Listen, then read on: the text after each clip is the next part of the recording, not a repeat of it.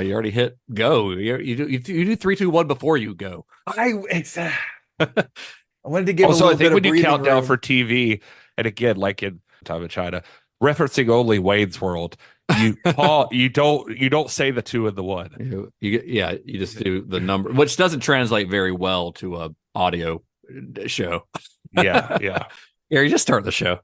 Hey, we're here, and welcome to Further Viewing. Do I have an intro for this? Am I supposed to have one? Well, I mean, you first of all, you say, well, hello. That's your thing. Well, hello, and welcome. Oh, you know what? I did write one time, and I forgot it already, and I don't have it pulled up. Well, I've got one in my notes here. Right? Oh, did you? Yeah, it might have been. It Well, might not have. hello. Welcome to Further Viewing. In these Oh, bonus yeah. episodes, we'll discuss the films that we think would make a great pairing with the film covered in our most recent main episode. Good That's job, good Todd. enough. Yeah, I Todd, like that. Todd gets to do the intro now. Yeah. Fair enough. Well, anyway, that's Todd Davis, Gary Horne, Justin Bishop. That's our names. And this week we are doing something a little bit different from our typical Further Viewing episodes. Something kind of more in line with what we did when we covered Silent Night, Deadly Night over the holidays. Instead of giving kind of random double feature recommendations like we normally do for Once Upon a Time in China, and believe me, there are plenty of other ones we could recommend. I just kept naming Cynthia Rothrock movies in our previous episodes, so there are plenty we could name. You could never name enough Cynthia Rothrock. Yeah, there. I mean, we name dropped a lot of like Jackie Chan and Sammo Hung movies and all that Right, stuff. So right. if you're really looking for like a double feature kind of thing, there were plenty mentioned. But instead, we're going to do what we did in Silent Night, Deadly Night because we wanted to watch the whole series. So we're going to briefly discuss each of the 5 sequels that followed Once Upon a Time in China, beginning with naturally Once Upon a Time in China Part 2. So one thing that to me that's highly interesting about this series, I had to put to me there because nobody else, it might not be interesting to you guys, but is how Choi Hawk interweaves this fictionalized version of Wong Fei Hung into real moments in Chinese history. He doesn't quite get like I said in the last episode, he doesn't quite get that like Forrest Gump treatment where the character is actively altering historical events, but he does. Choi does ground a lot of these stories in real world events. And in the first film, it's a little bit more vague. He set the film at some point in the 19th century in the midst of Britain's rule over Hong Kong. But when he set out to make Once Upon a Time in China 2, Choi set the film during a specific historical moment, September of 1885, in the run-up to the Boxer Rebellion. The Boxer Rebellion itself has been the subject of quite a few martial arts movies itself. But in this story, in Once Upon a Time in China 2, Choi actually introduces a key character named Sun Yat-sen, who was, in fact, an incredibly important figure in Chinese history. Interestingly enough, too, though, he does get worse about this as it goes on. Like there is a scene in Part 4 where Wong Fei Hung meets JFK and tells him he has to pee. That would be, honestly, though, I would watch that movie if that happened. I want to see Wong Fei Hung in space. I want to see I want to see Wong Fei Hung stop 9/11. Yeah. Oh, God. Wong Fei Hung versus Osama bin Laden. Come on, give it to us. Yeah. Anyway, let's Gary, I want you to explain to our audience. Give us a little brief synopsis. Like if you owned your own Blu-ray company, right? Gary's Blu-rays is what it's called. Not a very imaginative name on your part for your Blu-ray company, but that's what you went with. Gary's Blu-rays. Gary's Blu-ray Boutique. And on the back of your release of Once Upon a Time in China 2, there is a synopsis to let people know what this movie is about. I want you to tell me how you're selling it, because Todd, we should get into this. Todd has not seen any of these. Yeah. Todd has not seen any of these. Todd only saw the first one. Justin told me to go watch these. I told him to fuck himself. So, so Todd hasn't seen any of these sequels. So if Todd's browsing Gary's Blu-ray Boutique, hey, here's this website, Gary's Blu-ray Boutique. No, this is a physical shop. This is a physical shop. You're walking through. Hi. I'm looking for movies. So you pick up Once Upon a Time in China 2. Hey, here's Once Upon a Time in China 2. I wonder what this is about. Yeah. All So- Wong Fei Hung wants to do is teach Westerners how to stick needles in themselves, not aware that it's a pretty common practice over here. All the while, though, the racist White Lotus clan, because of course they are, want to kill anyone who ate them, including Hot Mama 13th Aunt. They haven't discovered COVID-19 or fentanyl yet, so they'll have to do it the old-fashioned way. Wong Fei Hung is going to have to step in. Little does he know, he's also going to have issues with the guy who trained Jet Li's dad, Bruce. That's good. That's- Would that sell you? Hey, I think I'll rent this. I wonder if they sell snacks. Would that sell you? Would that synopsis sell you on this? You know, when they did like 2 different versions of Casino Royale, but there is that third version that's a spoof. That's what that sounds like. This is the Woody Allen version of Once Yeah, Upon a yeah, Time in yeah. China too. Okay, I thought Justin was going to cut me off on the COVID-19 or fentanyl references. So I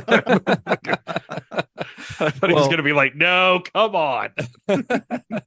So, thanks to the success of the first film, Once Upon a Time in China 2 was given a bigger budget, which allowed Choi to create a more epic film, one with bigger, more elaborate fight scenes and filled with the sort of dramatic visuals that Choi is really known for. But the story itself really is it's really a lot less sprawling than the first film. It's got a tighter focus and it's got a smaller number of characters to keep up with than the first film. It's just a tighter film overall, I think. One such character, though, that is introduced in this is a character named General Nap Yan, who is played by the legendary Donnie Yen. Now, we can't get into the full story of Donnie Yen's career here. That's something that's going to have to wait for a full episode on one of his films. But it's good to know that although, he had some starring roles prior to this, none of them, his career hadn't really taken off because of them. Like he was kind of on the cusp. And his appearance here against Jet Li is kind of widely considered his breakthrough role. So, Todd, I know you haven't seen this, but you're familiar with Donnie Yen's work, I assume. Yeah, at least a little bit. Yeah, for sure. He is, in my opinion, for what it's worth, Donnie Yen is probably my favorite martial artist working right now. I love watching. I love his style. I mean, a lot of people, if you haven't seen many of his stuff that was released in China, you have probably seen him in Rogue One, the Star Wars movie Rogue One. He was in John Wick 4. He is fantastic in John Wick 4. And those are probably his most prominent American films. And John Wick 4 is where my wife discovered him and fell in love with him. And now we've been watching Donnie Yen movies, which I'm thrilled by. Yeah. Getting to watch a bunch of Donnie Yen movies. Well, I never thought about this before. Just now, when you're saying this, is that one of the things I love about Donnie Yen, and especially like if you watch Yip Man movies, then there's something very like the action in those movies and the hits in those movies and the physicality of it. Like you feel it, like you get like amped up by it. And I think John Wick is that way too. So that's cool that he gets to finally go into John Wick, because it feels like that's exactly where he should be. Like he probably helped make that movie technically and inspiration wise. That's true. Yeah. I think there's a big there's a large draw for martial arts movies because a lot of these martial artists, in addition to having, superior presentation of technical feats and things like that, there's also that personality. I mean, that's true of anybody who works on camera, really, but being able to couple those things. And I feel like Donnie Yen, he, again, as an outsider looking in, I've never met the man, and hell, I haven't even seen the bulk of his. Have you met any of these people that we're talking about? No, not at all. But he seems like his presentation, his martial arts is hands down some of the best around today. But his demeanor is that of a very kind and friendly, even gentle man. Whereas Jet Li, if you watch him in interviews, Bruce Lee if you watch him in interviews, can come across a little smug or can come Well, across a little, I don't, in terms of arrogant. martial artists, a little arrogant, maybe a little elitist. To be fair, both of them have a good reason to be Well, arrogant yeah, and about this. I'm not saying that, Oh, but again, well, as a viewing audience, that's not who you root for. I don't know, man. Watching some of the behind the scenes stuff on this movie, I watched a great interview with Donnie Yen, where he talked about filming this movie, and he talks about him and Jet Li and their like climactic fight scene that they have in it.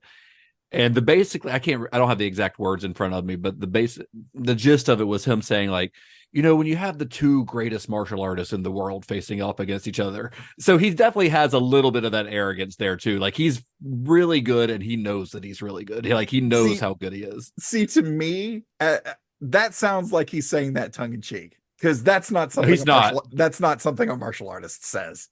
But he's not saying it tongue in cheek. But a martial artist did say it, and he is one of the best in the world, if not the best. Well, and I also look at, by the way, with like, I mean, if you're talking to, Jet Li, I think a lot of, I agree with Todd to a certain extent, but I think for Jet Li, it's because I first saw him in Lethal Weapon 4, and he was a very intimidating evil man. First time he ever played a villain, by the way.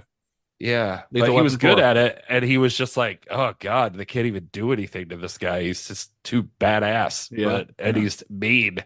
So I give that credit there. Bruce Lee, I have always looked at like I've always been annoyed with, this is off on a tangent, and I'll try to bring it back real quick. But Bruce Lee, I've always looked at, like, I even got annoyed with Quentin Tarantino's portrayal of him in Once Upon a Time in Hollywood, because Quentin plays him like he's kind of an arrogant asshole, and maybe he kind of was. He kind of was.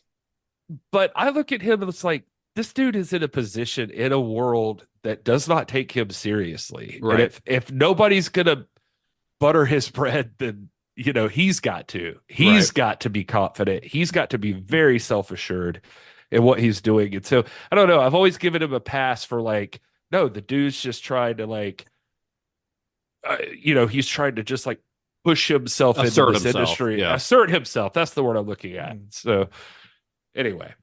Yeah, I mean, but Donnie Yen, he doesn't come across as smug necessarily. He just says it kind of very matter-of-factly. Like, hey, me and Jet Li are fighting each other. We are the best of the best. And we know it. And so we've got to make this epic. And they do. I mean, the fight between Donnie Yen and Jet Li in this film is just, it outshines anything in the first film, in my opinion. Wow. It is, honestly, I think part 2 overall is a better film than the first one. Like I said, I think it's tighter. It's the script is tighter. It's got a better focus, and it's just like, it looks better because they had a bigger budget. There's a lot of really dramatic lighting that Choi Hawk is kind of a signature of his that we don't really see in that first film.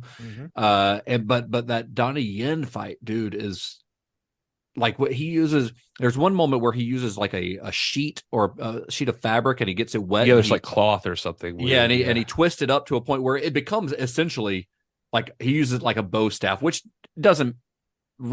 is not possible in real life, but it looks cool in the movie. And to use it as a weapon, it's just such a cool visual. And they just have a drag down fight. And the thing is, that fight goes on. It's like 3 fights in a row, basically. It's like they keep going. And it is so good. And it's just like watching two, like, it's like this is how he describes it in that interview. It's like watching 2 jazz musicians just like going, like working off each other, like 2 really talented musicians. I was wondering where you were going to come down on this, because I definitely felt like part 2 was my favorite out of all of them. It's my favorite as well. Yeah. I think it's the most like cinematic. It's the most like, just, I don't know. It's just a fun martial arts movie. Like it's good. And, I don't know. I was trying to think how to compare it. And I was like running through stuff in my head as we were getting ready for it. Like I was like, is it like Rambo, then Rambo First Blood Part 2? Is it, or is it like First Blood Part 2? Or is it like, because it's not as, I do feel like the first one is a little more epic. Yes. It is. The second one. But the second one is, like you said, it's more tight and compact, and it's just a better, like, just badass movie. Yeah, yeah, it's really great. And there's a secondary protagonist in the film who is the priest who leads the White Lotus clan and provides some of the film's best fight scenes as well. And that character was played by Shang Shen, who we briefly discussed in our full episode on the first film. Remember, he had been Jet Li's stunt double in that film, a role that he fills here as well. He's still Jet Li's stunt double, but he so impressed Choi Hawk that he was also cast as the leader of the White Lotus clan, and they also get some fantastic fights. Like in fact, there's the final scene or the final battle between Jet Li's character and the White Lotus priest is one of the best fight scenes I've seen in a martial arts film. And it says something about how good Donnie Yen is that almost the very next scene is them two fighting, and it just completely overshadows that fight with the White Lotus because they're just so good. Like if that had been the climactic fight of the film, it would have been enough. But then they go from that to Jet Li versus Donnie Yen, and it just becomes like this movie quickly became one of my like favorite martial arts movies ever, honestly. Well, they pro wrestling Jet Li and Donnie Yen too. Like they build that story a little bit. Like they get like a little spar, like they get a little, and you're they go at it a couple I need times. to see those. I need to see them touch gloves. Like, and I don't know. I need to see them throw hands at each other. Plus, I didn't get enough that last time. I need them to go again. Plus, Donnie Yen's character is kind of like, you don't know at first if he's going to be a good guy or a bad guy. Like they kind of play around with it a little bit, and he ends up not being a bad guy, but being in opposition to Wong Fei Hung's goals in the film. He is Javert to Jet Li's Jean Valjean. Yeah, that's a great comparison, theater kid.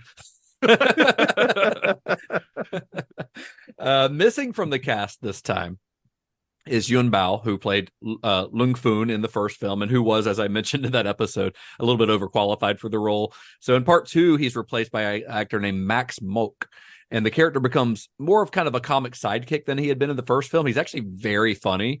Max Mok is a longtime fixture of the Hong Kong film circuit, appearing in films dating back to the early 90s, including Magic Crystal, alongside Andy Lau and Cynthia Rothrock, and Eastern Condors, which is a Sammo Hung movie. It's got Sammo Hung, Yun Bao, Corey Yuen, Yuen Woo-ping, and Billy Chow, who we will talk about Billy Chow a little bit more here in a minute. And then Mok continues to play Foon in parts 3, 4, and 5 as well. I don't think he's in America, is he?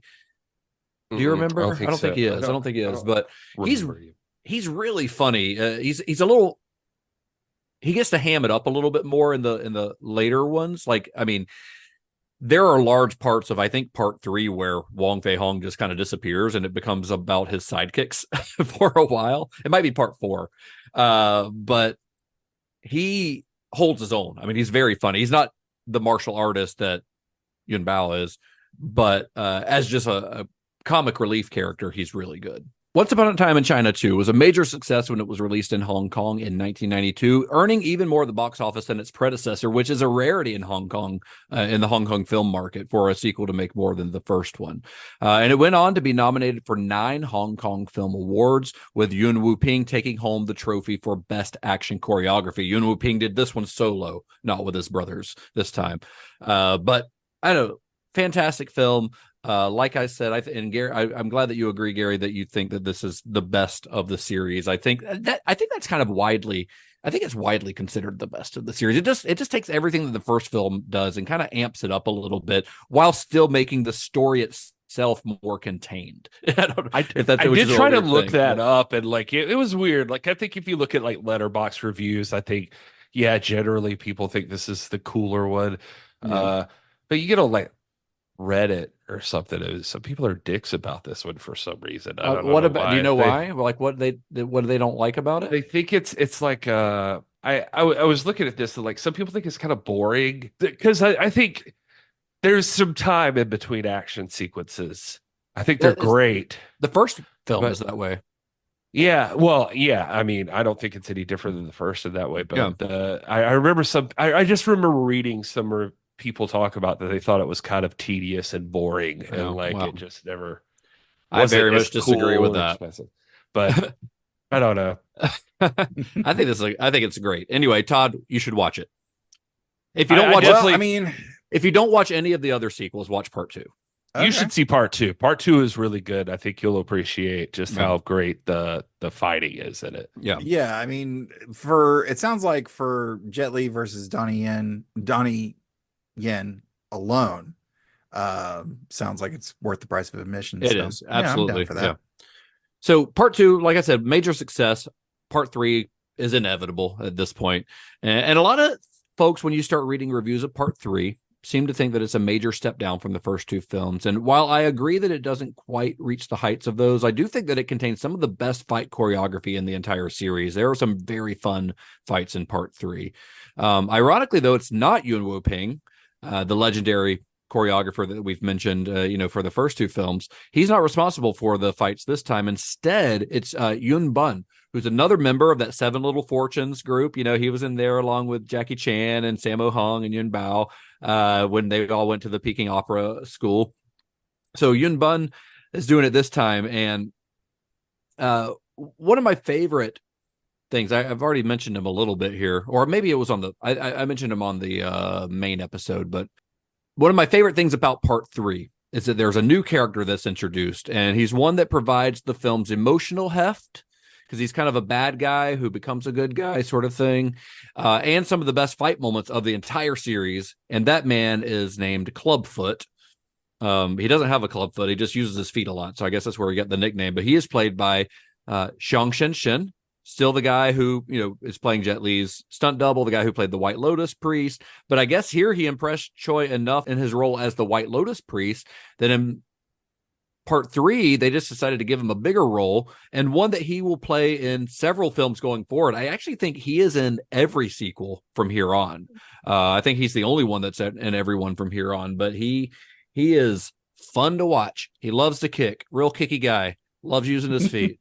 He's a blast. I love this guy. Gary, do you have a synopsis for this one? Sure. It's once again time for the annual school lion dance off. But this year, Wong, he's just not feeling it. But when a rich bully from a rival school promises to win it all by any means necessary, Wong may have to put his pride aside and bring it on. Feet, don't fail me now. I love it. It sounds like a John Hughes movie. Like they gotta have a competition to save the gymnasium or something. Well, let's be honest. I mean, the underlying plot line of this movie is similar to that. Like it's yeah. Well, I guess we didn't talk about it in part 2, but yeah, lion dancing becomes a major part of this entire franchise going forward. Lion dancing is like a big deal because I think this one ends in a lion dance, and then the next Let's one. clarify again, not line dancing, lion dancing. This ain't the achy breaky. They're not they're not doing the boot scooting boogie. Although if they did, let's be honest, Clubfoot would be great at it. So, Gary, were you as enamored with this guy as I was watching this movie? Oh yeah. I mean, I think he's by far like the most memorable character outside of Wong Fei-hung. Like he His gets an fighting arc. style. He gets and he's fun to watch, and he's like he has a story behind him, and like he's great. He's great. His fighting style is just so unique to me. Like it's so much fun to watch. It's so weird, and it is very like it's almost all kicks. Like he barely uses his arms at all, and he like runs with like his feet forward, he'll kick through the air like a bicycle kick. Like that's kind of one of his things, and it's just, I mean, he's obviously assisted by wires during the filming of it, but he's just a blast to watch, and I love him. And I was just like every time he was on screen, I was like cheering for him. I just think he's great, and I think that the actor Shang, I feel like should have been a bigger star, but he doesn't quite have like the movie star look, but he could have been like a go-to villain or something. And I think, and he's had a successful career, but he's never reached the heights of like a Donnie Yen or a Jet Li, because he doesn't look like a leading man, but he definitely could be like whatever the martial arts movie version of like a character actor is, it's kind of what the role he could fulfill. But he is just he's just fun. The movie overall is fine. It's like I said, it is a step down from the first 2. I think it's better than some people give it credit for. I do think it has some very imaginative, very fun fight scenes in it that are as good as anything else in the series.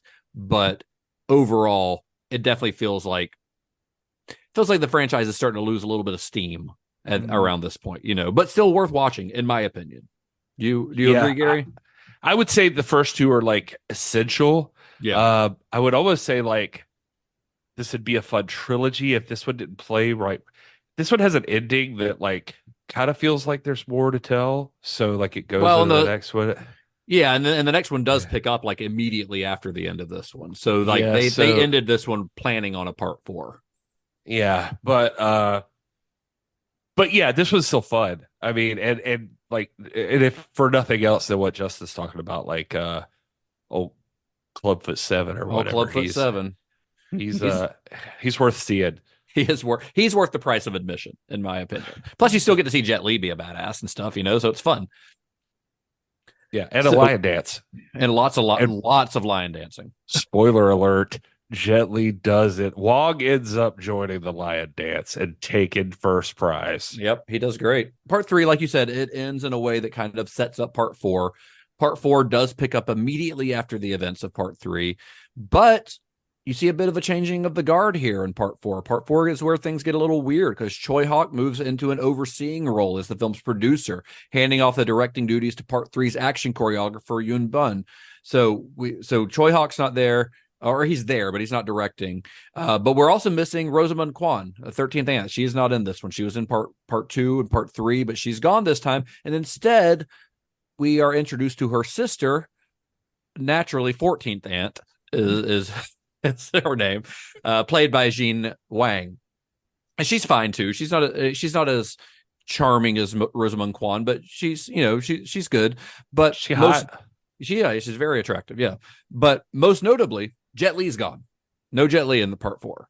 Thanks to a contract dispute with Golden Harvest, Lee chose not to return to the role that made him an international star, and he is replaced by an actor named Vincent Zhao.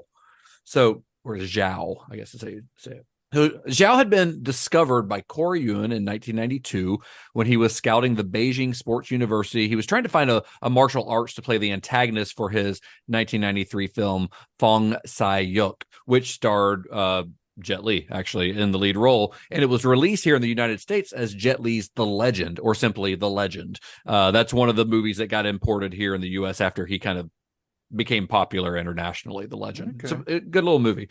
But it was during the filming of this that Lee's contract negotiations for the next Once Upon a Time in China entry fell apart, and Choi visited the set of The Legend to meet with Zhao.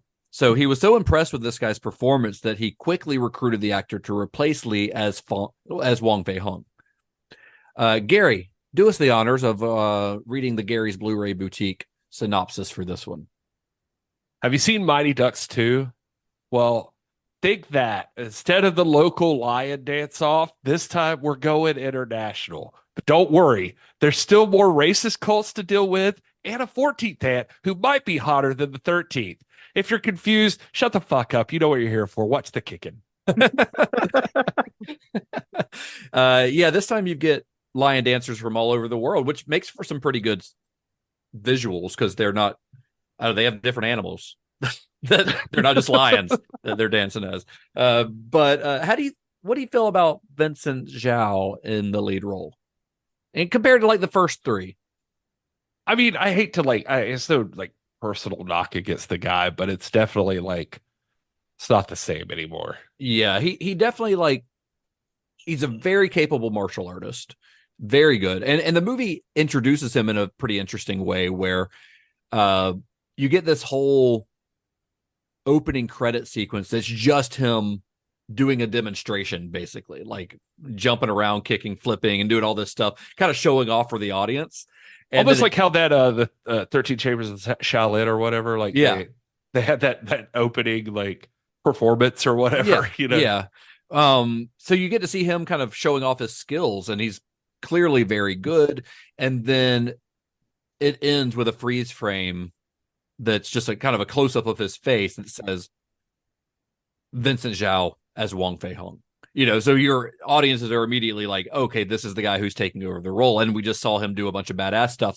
So he's a very capable martial artist, which is how he got the job to begin with. But he definitely lacks Jet Li's like screen presence and charisma. You know, that thing that makes that it factor that Jet Li has. That's made him an international star.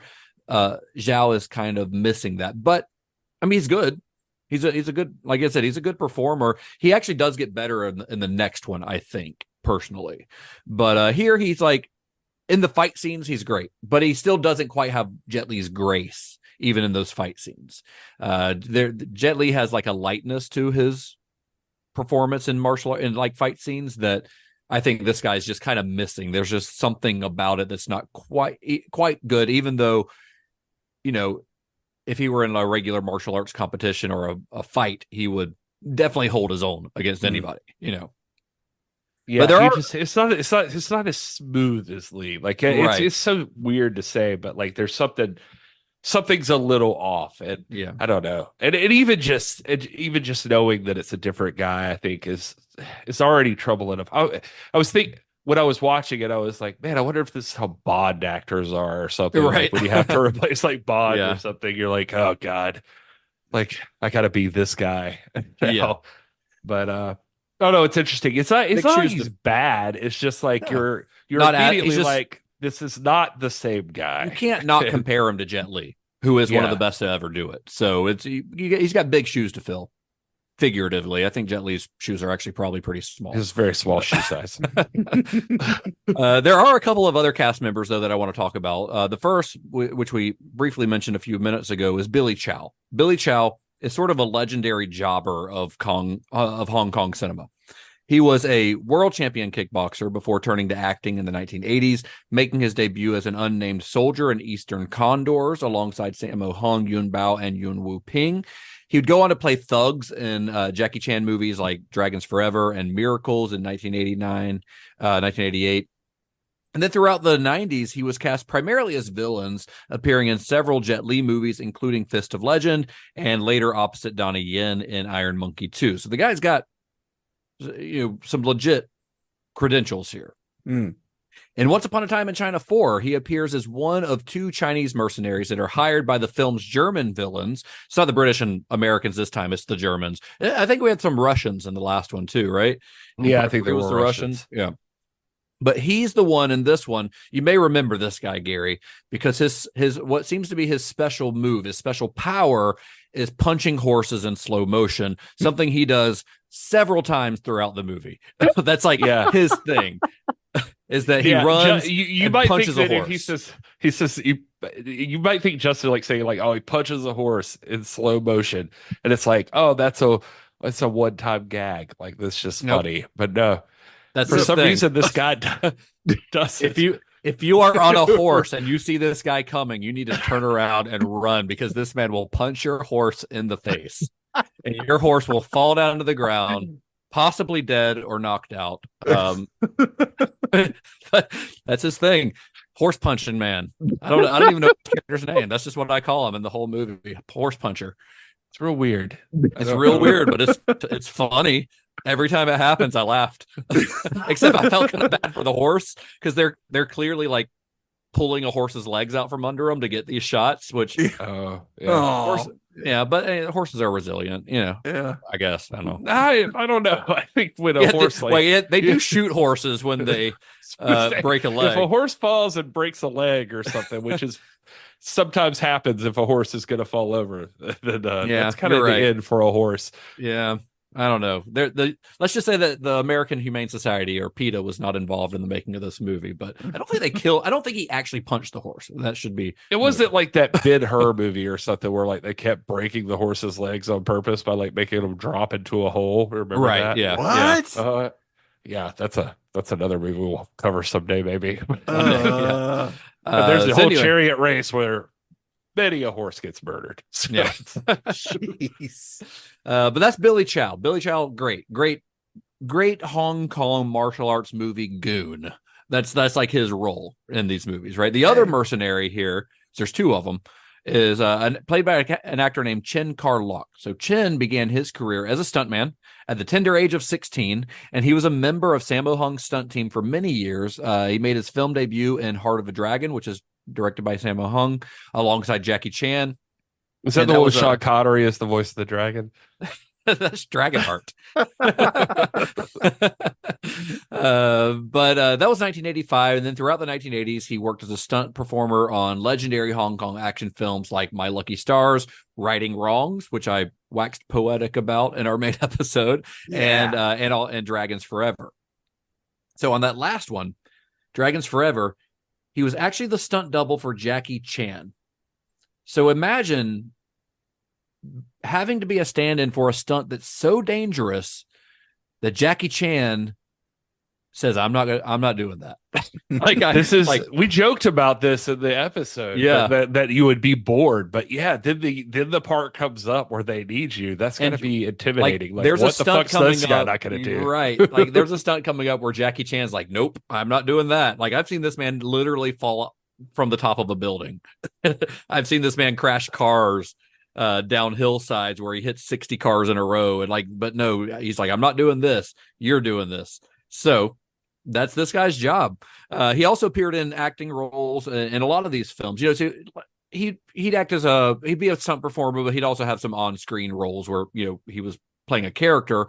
And like Billy Chow, he kind of became a go-to actor to play in small but important roles that required someone with significant fighting skills. He's like I said, a jobber.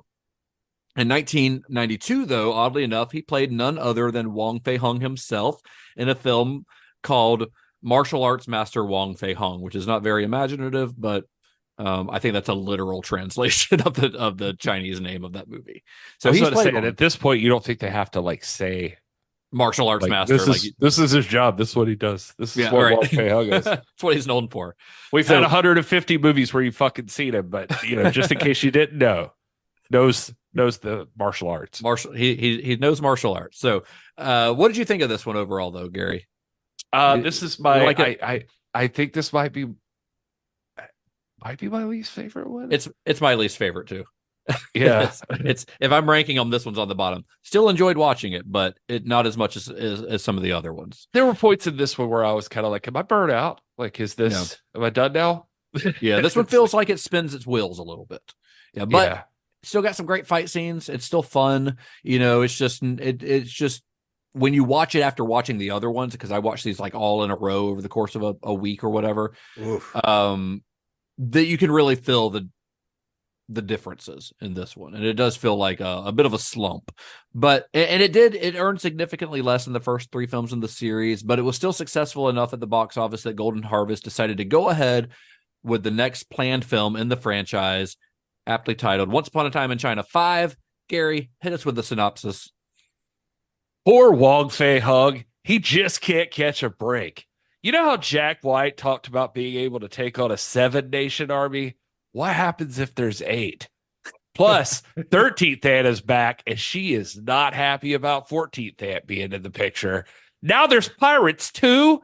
Hi-ya. So yes, part 5 saw Choi Hawk return to the director's chair. Yun Bun is back on action choreography duty, and Rosamund Kwan is back as 13th Aunt, but 14th Aunt is still here. Kent Chang is back as Porky Wing. He hasn't been around since the very first film in the series.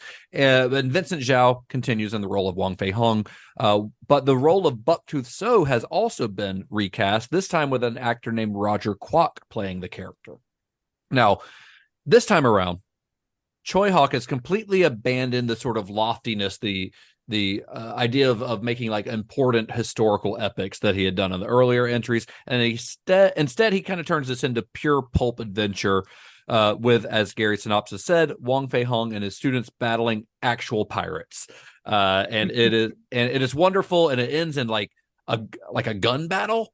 Like it's almost like Choi has been inspired by like John Woo movies, to where he wants to incorporate gunfights into his historical martial arts movie. And honestly, it works. It works really well. This is if I'm ranking these, and if you want, Gary, when we're done, we can give our rankings, but this one's up there for me. This one's pretty far up there for me. I just thought it was fun. I mean, it is definitely the silliest of these initial movies. Things get sillier here in a minute, but this one's it's just trying to have fun. I mean, it's Wong Fei-hung versus pirates. It's definitely at the point where I don't know. It's like after the third one, or especially after the second one, where you realize there's a fall off, like things are starting to drop a little bit. Then it's like in the fourth one, they didn't want to accept it quite yet. But in the fifth one, they're like, okay, we're in real sequel territory now. Yeah. So Let's just fucking go fuck Looney off. Tunes, Looney Tunes mode.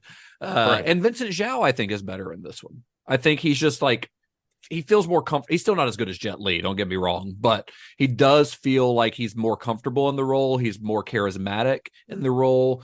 And it might just be because the movie itself is more lighthearted and fun, but I think he's great. I think the love triangle stuff with 13th and 14th and is really funny and really well done. I think it goes on these adventures with Porky Wing and Foon for a while, and it kind of follows them for a little while and kind of forgets about Wong for a bit, but it works because they're all really fun and funny.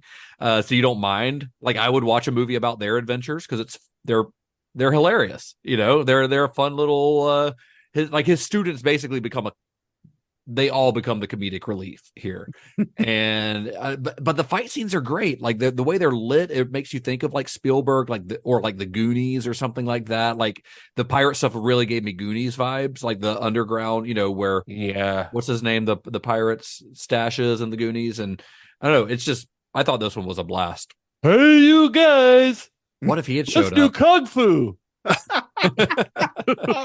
I wasn't sold, but now. You weren't sold on Wong Fei Hung versus pirates? Well, after hearing I was teetering, but then hearing like Goonies and hearing Gary as like Sloth is gonna as just Sloth, like yeah. now I'm in. So that was released in November of 1994. And part 5, Once Upon a Time in China 5, got pretty positive reviews from critics. It got much better reviews than part 4 had, but it unfortunately did not perform very well at the box office, effectively killing the franchise, or so it would seem. Because a year later, in 1995, Choi Hawk shepherded a Wong Fei Hung TV series, which is sometimes I've seen it referred to as Once Upon a Time in China, the series, but as we discussed, these movies were not released as Once Upon a Time in China in China. They were just called Wong Fei Hong. So this series was just called, I think the literal translation of the Chinese title is New Legends of Wong Fei Hong. So it's not, but I looked into this. I couldn't find it to watch anywhere, at least not with English subtitles. It stars Adrian Paul as Wong Fei Hung. It actually stars Vincent Zhao. I'm in. But it's not really a traditional TV series from what I've been able to gather about it. Because, like I said, this is one I didn't watch because didn't have time to watch it because it's a lot. But also, it's just, I don't think it's ever been released here. But it seems to be, instead of a regular TV series, it seems to be a series of television films telling 5 different stories about Wong Fei Hung, each told in 4 episodes.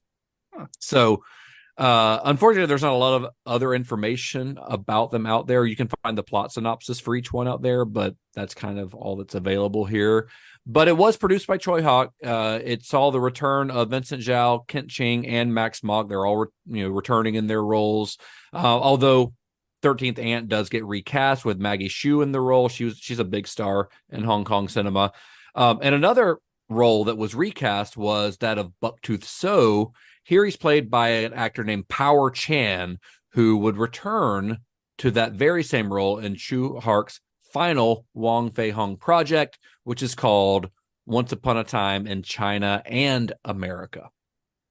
So you get both. Two countries.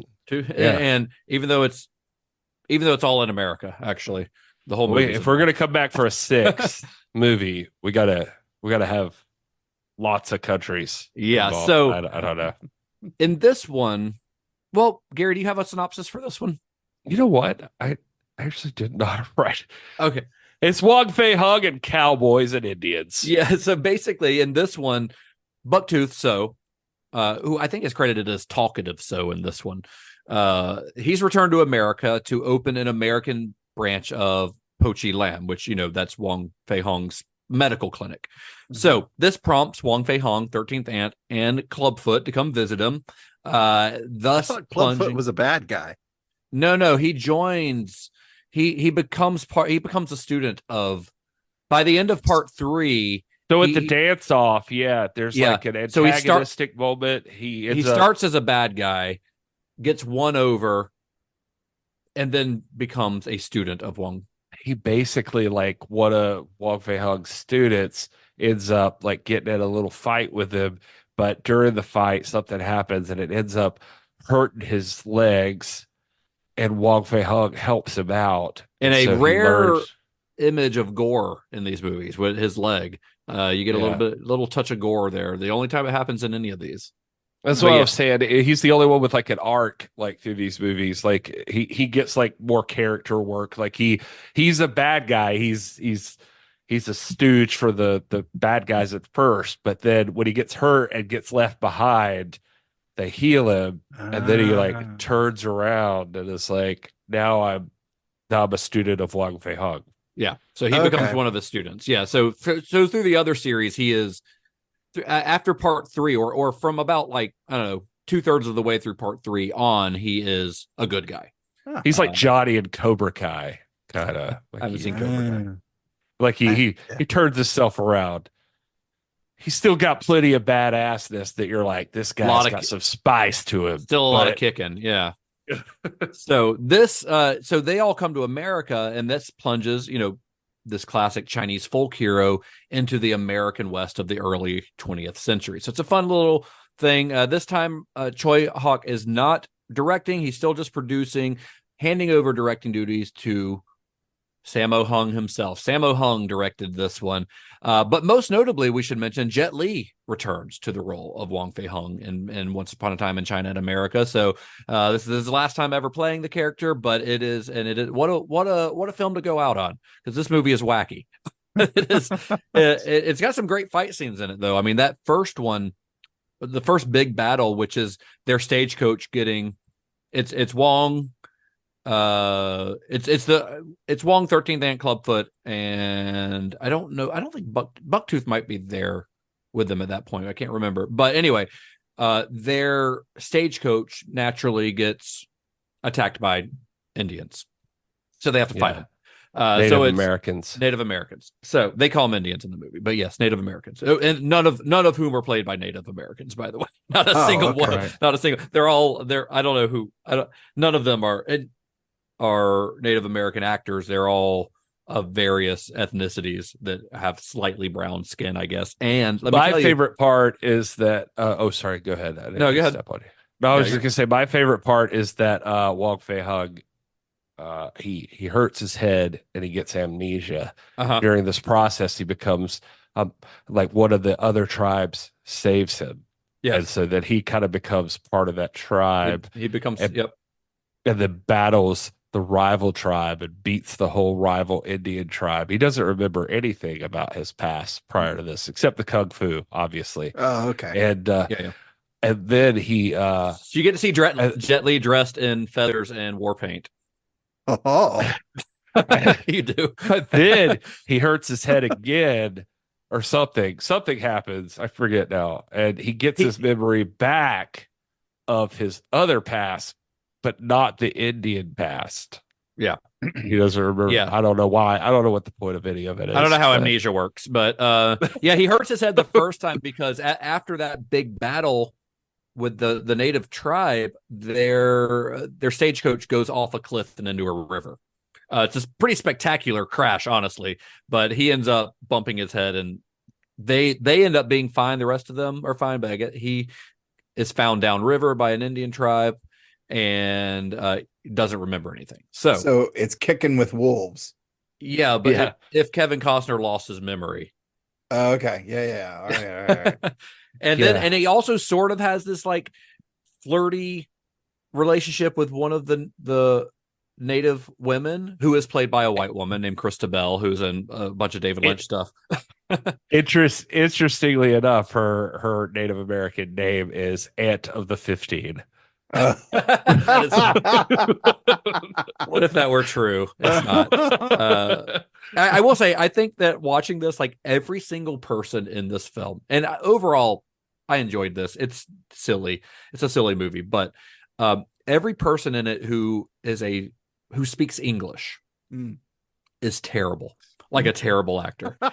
Whether they are Native American or whether they are white, if they are speaking English, acting is not what they were hired for. And I don't know why that is. It's like that in a lot of Hong Kong movies. They're like in Ip Man and in some of these other Once Upon a Time movies, when you've got the British and Americans and stuff like that. I feel like everyone who is an English speaker is just like giving a bad performance. And I don't know if it's something with the direction that they're having them, I don't know, play it bigger than what an American actor normally would. I don't know what it is. Something's weird there, but I feel like every single actor in this who is speaking English is just terrible.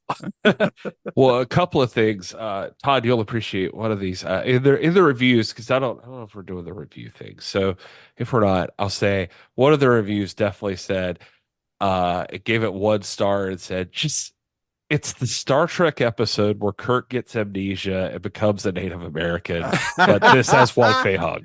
Yeah. But it's fun though. I mean, it's Sammo Hung, so the fights are still great. You know, the story itself is pretty silly. You know, it's pretty goofy, but and it's not exactly a high note for the character to go out on. But I still had fun with it. I still enjoyed it.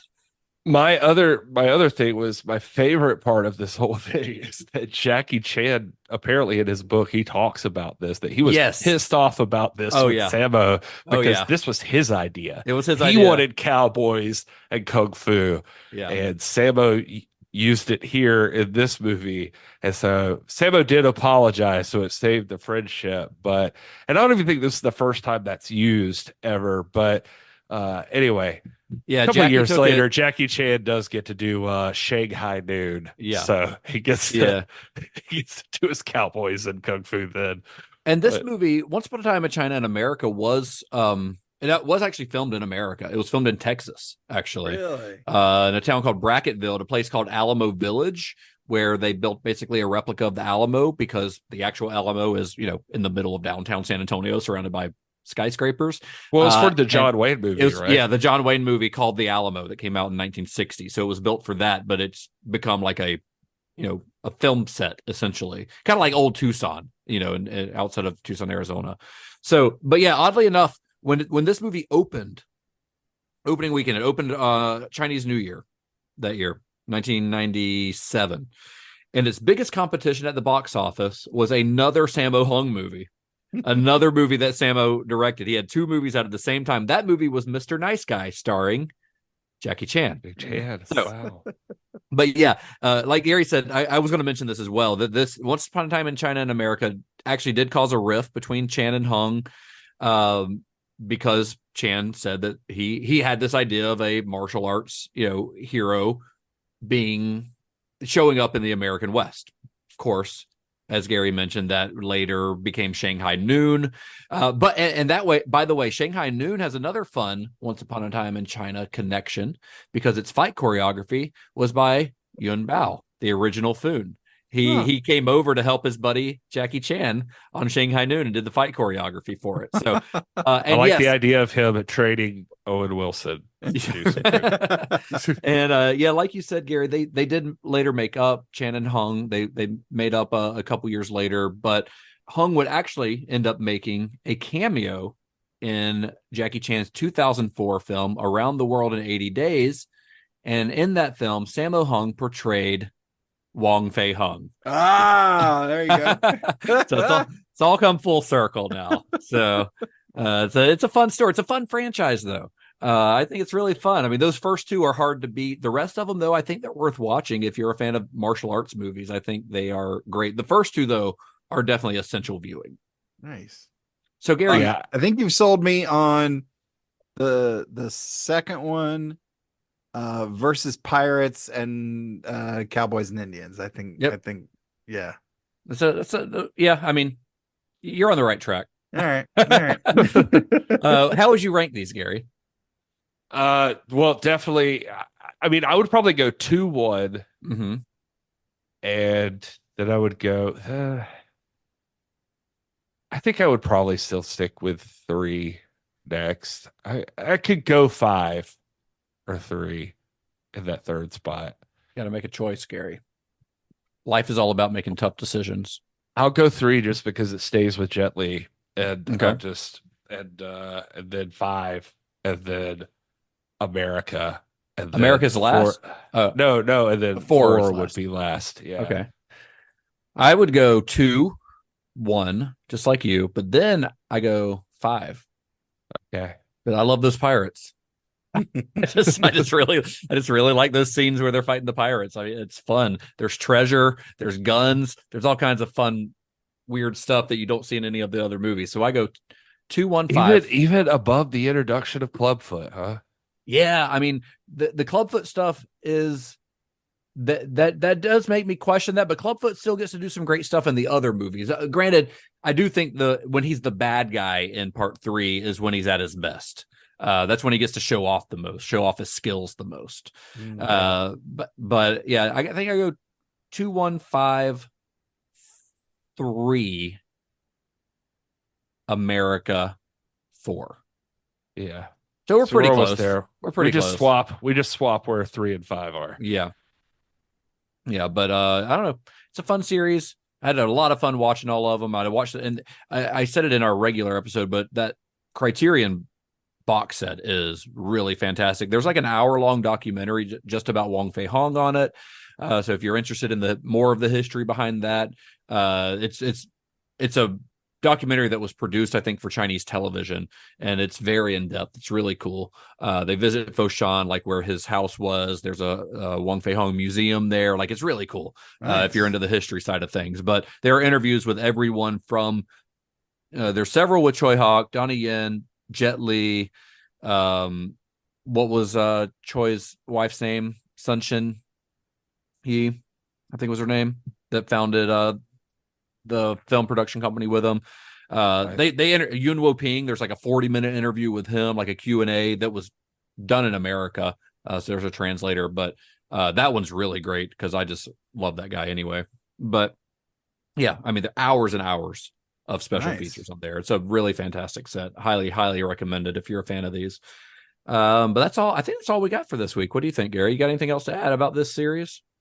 No, I think we hit it all. It's a long series that I get. It's pretty daunting to tell you, but I think if you were into the first one, definitely try out the second one, and then from there your mileage may vary. But the second one's worth seeing. Like, I think 1 and 2 legitimately on their own are like probably like classics. Like, absolutely. It's just stand the test of time and are probably some of the greats of all time. Yeah, absolutely. I would agree with that. So are you going to watch them, Todd? I think I will probably check out either the pirate one or the Cowboys and Indians. I'm probably going to go with the Cowboys and Indians ones first, China and America. Mm-hmm. But I'm actually curious about the documentary about Wong Fei Hung, because like I said, like in the regular episode, the deep dive I did on his life, it's a fascinating story. So I'm actually down to hear that. And of course I love Yan Wu Ping too. So hearing that guy talk about his stuff would probably be pretty awesome as well. So I think I would go America, the documentary. Well, you got to watch part 2. Well, do I have to watch it right away though? I mean, it's the best one. Of all 6 of them, it's the best one. Okay. Me and Gary both ranked it at number 1. Yeah, I mean, true. I think if you're in the first fights and you want to see the choreography, you want to see the I don't know. Part 2 is like it's Jet Li versus Donnie Yen. Okay, so I'll go part. Just watch them all, Todd. I'll go part 2. You don't have to watch them all this week. Just watch them all eventually. Yeah. No, that's what I'm saying. We're not asking for a book report here. Jesus Christ. You guys got to rank stuff. I want to rank stuff. You're not ranking. You can't rank something you haven't seen. I want to rank in terms of how excited I am about it. All right, then let's wrap this shit up. Come on. All right. Where can you be found on the internet? This is Gary Horne. Mr. Todd A. Davis. I'm at Mr. Todd A. Davis, and you can find my show at Computer Resume on all the stuff. I'm Justin_Bishop. The show is at Cinema_Shock everywhere. We're on Letterboxd now, so I've got lists on Letterboxd of like all of our series and stuff like that. And I'll continue to add stuff as I think about it too. Or if you have suggestions, I don't know what you want to see on there. I'm not really doing reviews on there. It's just kind of a hub to, we've already got quite a few followers, which is nice because I just created it a couple days ago. So follow us on Letterboxd and everywhere else at cinema_shuck. And that's all I got for this week. Be excellent to each other. May the Liberty Wings, That's it. you know, be excellent to each other. May the wings of liberty be excellent to each other. That's our next t-shirt right there. Pork buns. Pork buns. Johnny has the pork buns. Johnny has the pork buns. That's on the back of that same t-shirt. Yeah. Nobody will understand that. No, you'll wear that in public and just get confused looks from everyone. Exactly what I look for.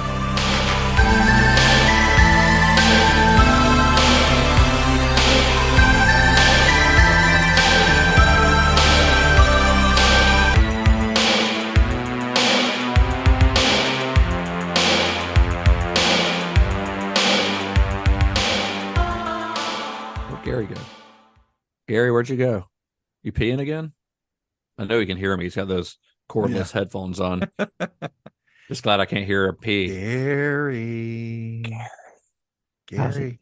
How's your pee-pee? Imagine us standing right over your shoulder. I'm just watching you pee. Yes, all right. Yeah, look at that.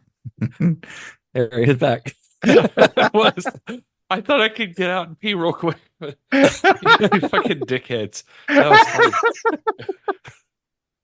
That was great.